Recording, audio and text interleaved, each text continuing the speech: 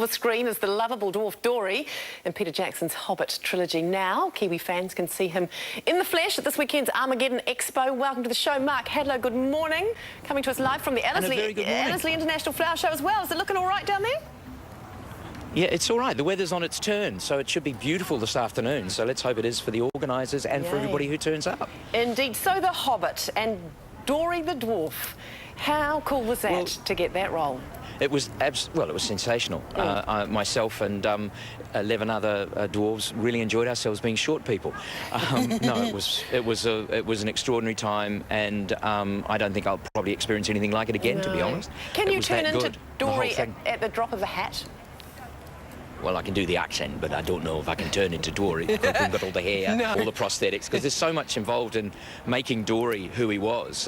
You know, other people, like my prosthetic artist, my makeup artist, my weapons person, my, costume dresser and all that sort of thing. So it was, there were so many people involved. It was just extraordinary. Two and a half hours of makeup and prosthetics every morning, or every time you went to shoot, wasn't it?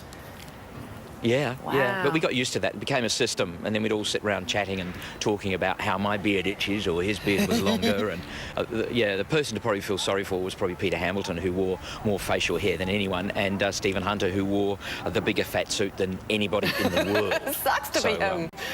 So yeah, they deserve medals for what they went through. Peter Jackson, genius? Oh yeah. There's just no question about that whatsoever. Any project that Peter touches seems to turn to gold. So what a story. It's all about gold, and the films are gold. I mean, number 2 was extraordinary. Even I was blown away by the CGI in it. Smaug was just sensational, really. And the spiders, everything that was produced for the film, and the acting. I mean, golly, everyone was amazing. Great piece of film, Yeah. How much did you learn working with those sorts of people on a project like that, as an actor? Well, I guess, with all the technology around you, you don't really learn too much from that perspective, because you don't actually go and stand by them and watch too much about how it works. But you get an idea of how the system of what you're doing within that technology works. So, you have to be really on your cues, you have to know what you're doing, and you have to be open to what the director says. I think a little bit more, and because of the speed of the film at 48 frames, things are a little bit more noted, so you've really got to be able to act possibly, not quite so theatrically. There is that involved, and as film becomes more, or tape becomes more, technical, it's going to get even more important that the inner stuff comes out through just what you do with your face. Absolutely. What about working with the likes of Ian McKellen and Martin Freeman? Kind of surreal? Well, what can I say? Yeah. Well, Ian McKellen is the doyen of theatre film throughout the world, and we got to work with him on most of the days that we were on set. Martin Freeman, funniest man I've ever met. Really? Nicest man I've ever met. He was just lovely. What a gorgeous man, and such a good actor. Some of the choices he made as an actor to do Bilbo Baggins were just outstanding. I mean, just watching Martin work was actually an education within itself, and how he worked with Sir Ian and everyone else around him, and with Richard. I mean, Richard Armitage. They all were. They're all brilliant, and the Kiwis were as well. All the colleagues of mine, the John Callans, the Peter Hamiltons, the William Kirchers, all of them are really amazing. Dino Gorman, all really good actors. You can't talk it's great for us to be a part of that, Yeah, indeed. But in order to do that, you took some time off your day job, didn't you? Which is in the Navy. Well, yes, I took some time off my day job, which was at the Navy, which is, of course, I'm the creative director for the 75th anniversary of the Royal New Zealand Navy in 2016. Yeah. We are so looking forward to that.